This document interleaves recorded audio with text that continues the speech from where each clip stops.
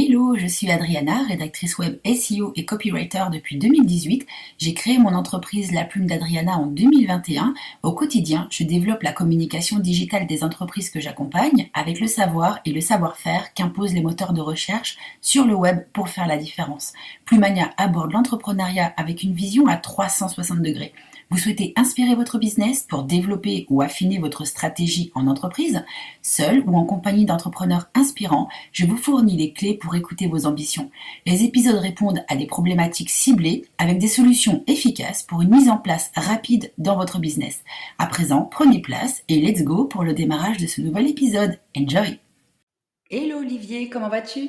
Ça va et toi? Ça va très très bien. Je te remercie de m'accueillir aujourd'hui au sein de Bémol Group dans l'Oise. Bienvenue à toi, merci d'être venu et ça me touche beaucoup que tu sois là. Mais c'est avec grand plaisir, sachant que le cadre est très sympathique. En même temps, je me sens pas trop dépaysée par rapport à la région de Beauvais. C'est toujours aussi vert, un peu plus boisé, mais très vert. On a la fibre, on peut bosser partout et comme nous on bosse partout aussi, ça nous faisait bien aussi de revenir dans un endroit où il y a de la forêt, où il y a du vert et où on peut accueillir aussi de manière très calme. Dans le cadre de ce nouvel épisode, co-créé par Lyra et Plumania, la thématique de ce podcast est d'aborder la gestion de l'humain en entreprise en 15-20 minutes. On relève le challenge parce qu'il y a tellement de choses à dire et je suis particulièrement heureuse de pouvoir aujourd'hui inspirer les auditeurs et faire découvrir ton expertise et l'accompagnement de Bémol Group au service des entreprises et surtout de l'humain. Merci, et puis c'est vrai que c'était un moment de partage qui était très intéressant la dernière fois qu'on s'est rencontrés et je pense que c'est ça aussi Lyra, de permettre de belles rencontres. On peut aborder différents sujets dans un cadre bienveillant, de sympathie et de pouvoir arriver ici à parler de l'humain dans toutes ces circonstances-là, donc merci. C'est un peu ça aussi la magie de Lyra. Avant de rentrer dans le vif du sujet, parle-nous un peu de toi. Est-ce que tu peux te présenter en quelques mots, nous dire qui tu es, d'où tu viens et qu'est-ce qui t'a mené à l'entrepreneuriat? Je suis Olivier Maillot, j'ai 38 ans. J'ai marié, j'ai 2 enfants et en fait, moi je viens principalement du milieu de la sûreté, gestion de crise au départ, où j'ai plutôt eu une carrière en tant que salarié pendant pratiquement 15 ans.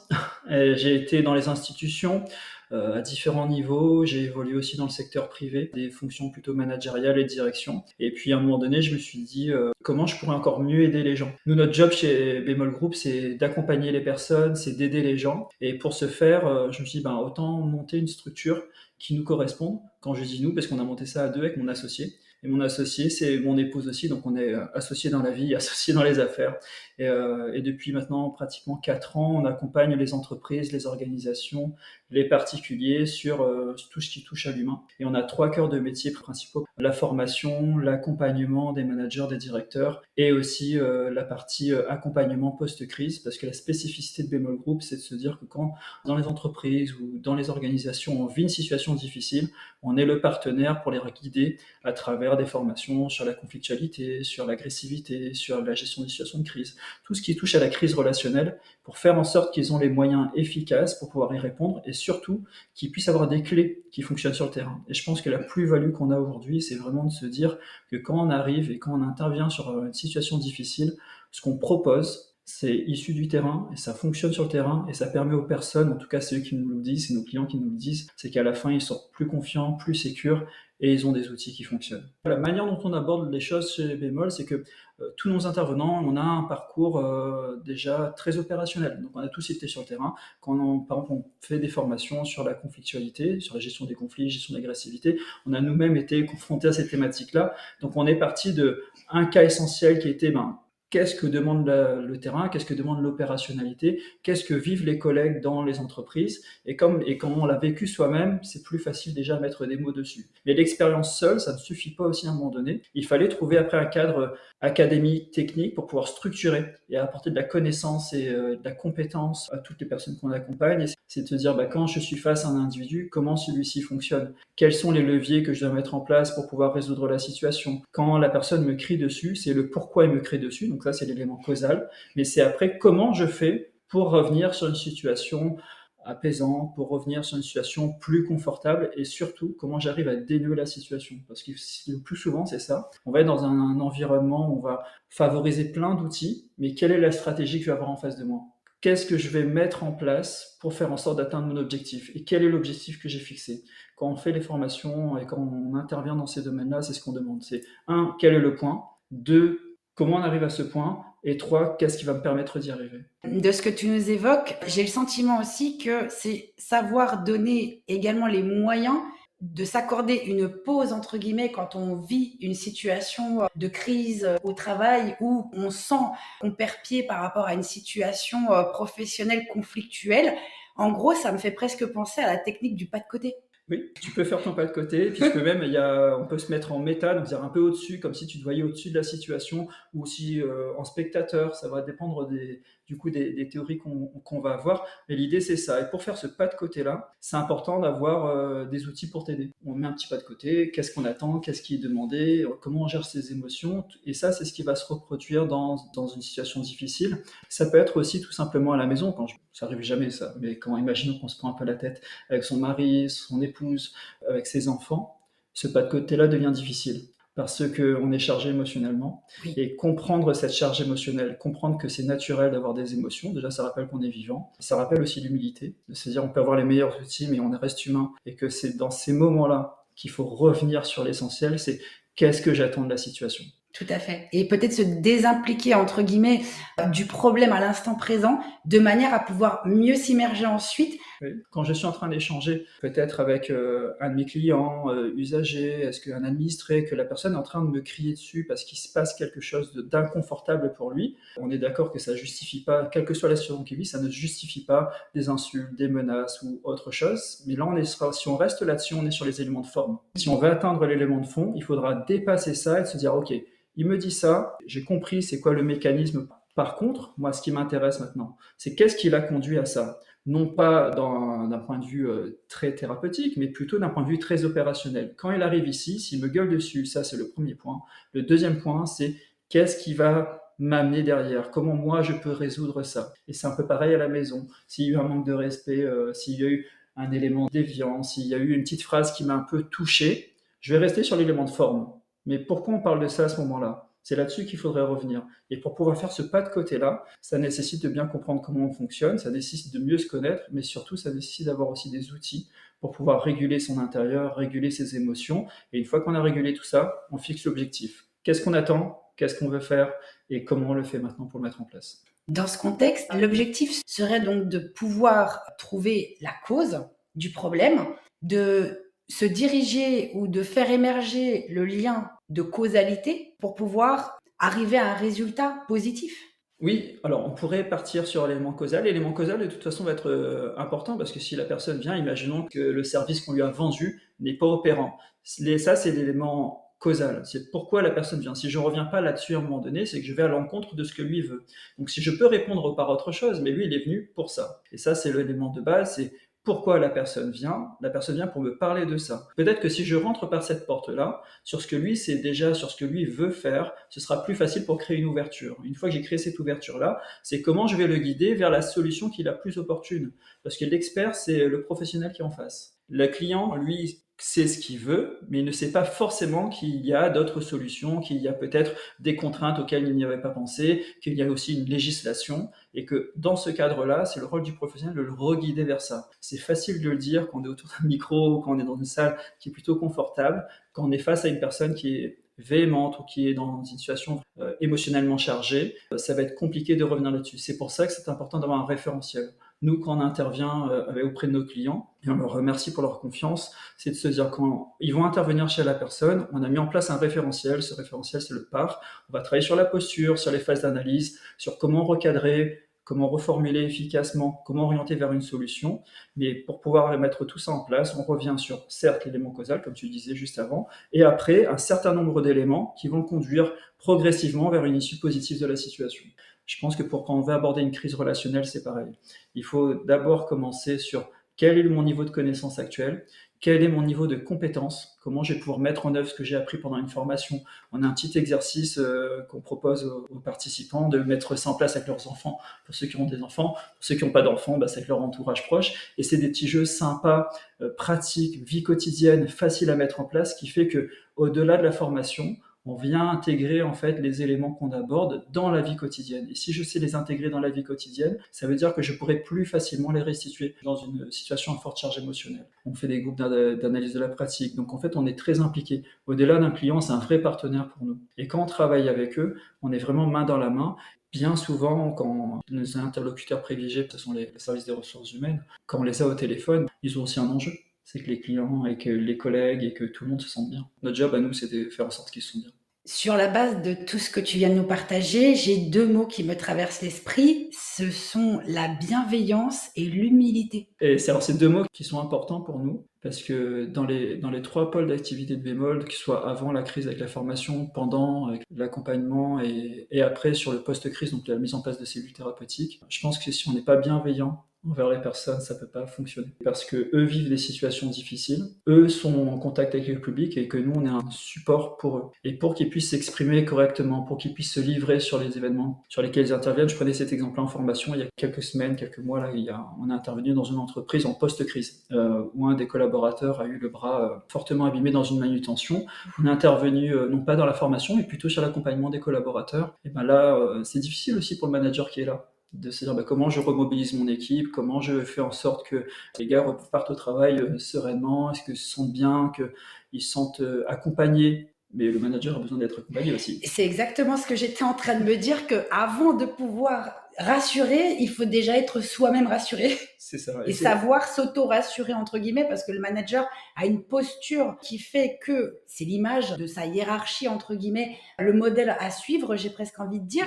Et quand le manager se sent dans une situation où il peut perdre pied. D'ailleurs, là, j'imagine la scène qui me traverse l'esprit. Si j'étais manager, je pense que déjà, il y a un travail à faire sur soi pour pouvoir rassurer les personnes qui ont peut-être vu des scènes extrêmement difficiles à supporter. C'est ça, et d'où l'intérêt d'ailleurs de mettre une cellule d'accompagnement, que ce soit avec nous, avec d'autres partenaires, c'est pas la question, mais de se dire, bah tiens là, comment je fais pour accompagner du mieux possible. Et ça, c'est le premier point. Le deuxième point, c'est que lui, il devra quand même remobiliser l'équipe, faire en sorte que ça tourne, et aussi, c'est le travail, on en dit manager, mais ça aurait pu être, quel que soit le niveau de l'entreprise, ça va être le même enjeu. Comment là, je fais pour repartir? Et là, la bienveillance rentre à ce moment-là, de se dire, bah, si lui peut se livrer aussi avec nous, et nous, on pourra lui aborder les choses peut-être de manière différente, faire ce pas de côté qu'on évoquait là. Ça, c'est le premier point. Plus on sera bienveillant que les autres, on a la croyance de se dire peut-être que ça lui rendra service et qu'il sera aussi bienveillant à lui à son tour avec les autres. Et le deuxième point sur l'humilité,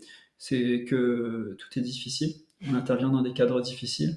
Parfois, on a la réponse. Parfois, on pense avoir une réponse juste qui ne l'était pas finalement vraiment. Et ça, c'est l'expérience de terrain. Et je pense que dans ces métiers-là, ça c'est ce que je pense moi, je ne dis pas que c'est la vérité, mais si on manque d'humilité à un moment donné, on risque de passer à côté de quelque chose. Et comme derrière, il y aura de la souffrance, comme derrière, il y aura des situations inconfortables pour les personnes qui sont en face, c'est peut-être mieux de se dire, c'est difficile ce qu'on vit là, trouvons vraiment les bons outils pour les accompagner au mieux, et dire je ne sais pas, dire que là ça va être compliqué, dire que là ça va être difficile, ça permet aussi de crédibiliser et de se dire, si c'est difficile, donnons-nous les moyens de réussir. Qu'est-ce qu'on met en place? Qu'est-ce qu'on met en face? Quelles sont les compétences qu'on va développer? Qu'est-ce qu'on attend? Qui peut m'aider? C'est des questions qui vont venir justement. On partira du principe que personne n'est parfait, personne ne sait tout faire. Pour croire en soi, il faut progresser.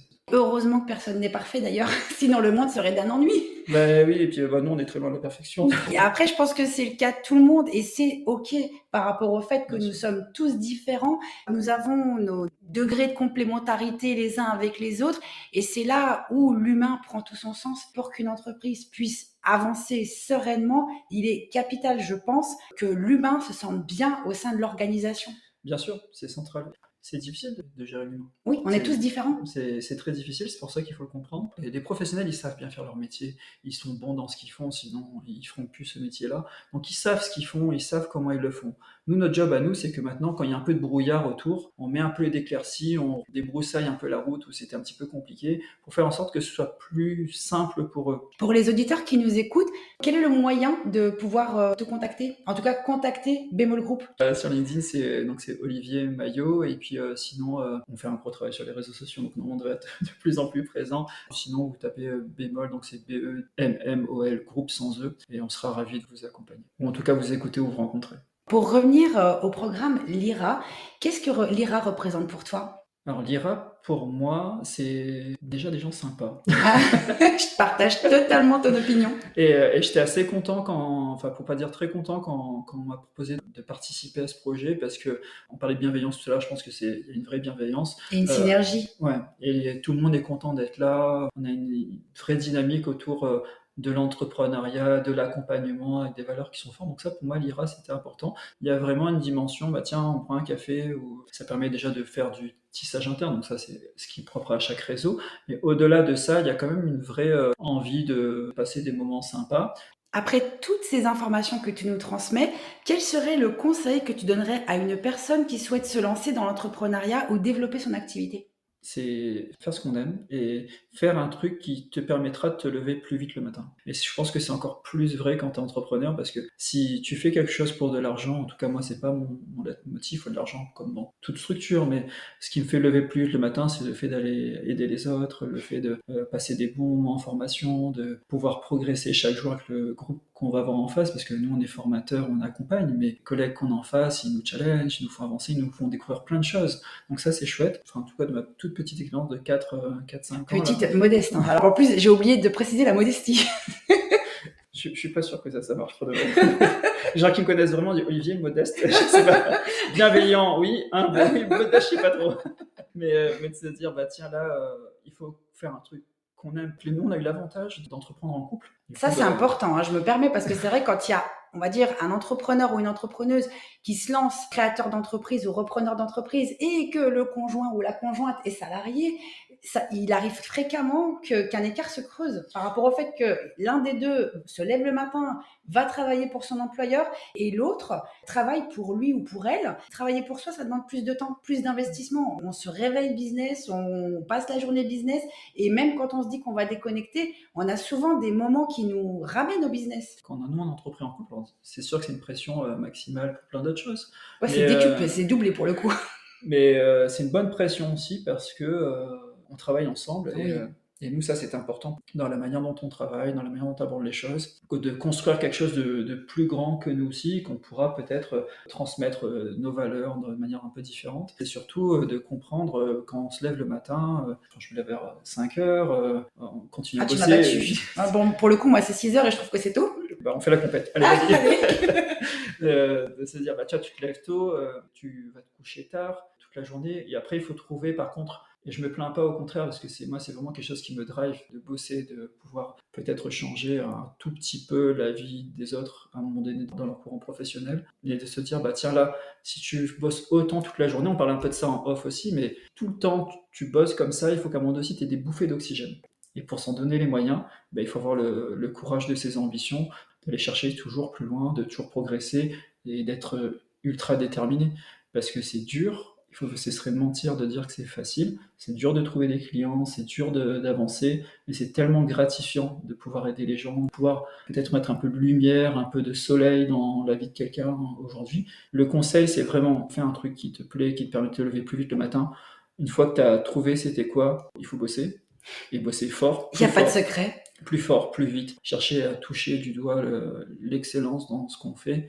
Tôt ou tard, ça paye. En tout cas, c'est ma croyance. Et une fois qu'on a fait ça, après, il faut être ultra déterminé. Si c'est clair dans ta tête, c'est qu'est-ce que tu fais comme job, c'est quoi tes valeurs, comment tu accompagnes tes clients, qu'est-ce que tu souhaites leur faire vivre, bah, c'est déjà plus facile. Et ça, tu le retrouveras dans ton couple, tu le retrouveras dans tous les éléments de ta vie. Pour revenir sur la gestion de l'humain en entreprise de façon globale, on pourrait presque dire dans ce cas-là que les 3 temps forts à explorer pour résoudre ces problématiques internes sont l'avant, pendant et après la situation de crise. Oui, c'est ça. En tout cas, selon nous, et nous, ce qu'on préconise, c'est que quand tu fais l'avant à la crise, donc c'est toute la partie formation, on parlait de conflits, d'agressivité, d'accompagnement post-crise, on est bien là-dedans, de se dire, bah, on donne les outils pour que ça marche bien. Une fois que tu as les outils, ils vont pratiquer, ils vont le mettre en œuvre, on sera un accompagnement pour pouvoir, suivant le dispositif qui est choisi, pour pouvoir les guider. Une fois qu'on a ça, c'est le avant. Le pendant, c'est le cas qu'on prenait tout à l'heure avec le manager qui devait redynamiser l'équipe, redonner du sens, faire son job de manager qui est difficile. Ça, c'est la partie pendant et ça a du sens d'être à côté parce que déjà, nous, ça nous permet d'être sur le terrain. On ne fait pas le travail pour lui, on fait le travail avec lui de manière à ce que ce soit confortable pour lui. L'après, c'est le troisième temps. Souvent, les gens te disent, ce qui est compliqué, c'est de gérer le truc. Mais quand tu es là, de toute façon, tu pas d'autre choix, tu es obligé d'annoncer, tu es obligé de gérer, tu es obligé de résoudre la situation, tu pas d'autre choix. Si c'est pas toi qui le fais, c'est une partie prenante qui va le faire, c'est une partie prenante qui va t'aider, c'est un tiers qui va venir te renforcer. Par contre, ce qui est extrêmement compliqué, c'est les quelques secondes, les quelques minutes, les quelques heures qui vont venir juste après, où tu vas te retrouver seul. Ou peut-être que tu as tous tes collègues, tu as ta famille qui vont te rappeler et qui vont te faire répéter sans cesse la situation. Et bien là, à ce moment-là, on peut se faire accompagner. Pour reprendre l'activité de manière pérenne, maintenant on est orienté entreprise, soit on vient en cabinet libéral, donc c'est notre autre marque et c'est mon associé qui gère ça plus, c'est Hypnofeeling. Et là, vraiment, on est sur l'accompagnement des particuliers. Et ça nous permet de boucler l'ensemble. On forme, on accompagne et on suit post-crise. Voilà les trois jobs. Je te remercie infiniment pour tous ces précieux conseils que tu as partagés aux auditeurs aujourd'hui. À titre personnel, j'ai appris énormément de choses. Quel est le premier ouvrage que tu as créé ? J'ai écrit L'art de gérer les conflits aux éditions Amphora. C'était le premier, il est sorti il y a 3 ans, 2 ans, 3 ans. Et c'était vraiment un guide méthodologique pour pouvoir résoudre les situations conflictuelles dans le quotidien. Et on aborde du coup ces questions de posture, pour désamorcer les situations. Il est disponible sur toute votre librairie préférée. Je pense que ça y est, j'ai trouvé ma prochaine lecture sur le coin de la commode. Je te remercie infiniment. Je te souhaite plein de bonnes choses pour la suite. Merci beaucoup. Merci de m'avoir fait confiance dans ce lancement de ce projet et de m'avoir donné la parole aujourd'hui. Donc c'est vraiment super sympa. Je vous souhaite à tous plein de bonnes choses et de prendre du plaisir dans ce que vous faites. Merci à toi, à très bientôt. Cet épisode vous a plu ? Votre avis est le bienvenu sur votre chaîne d'écoute favorite. Pour être informé de la sortie des prochains épisodes, il suffit de vous abonner à Plumania. Merci pour votre interaction. Où que vous soyez et quoi que vous fassiez, je vous souhaite une très belle journée ou soirée. À très bientôt.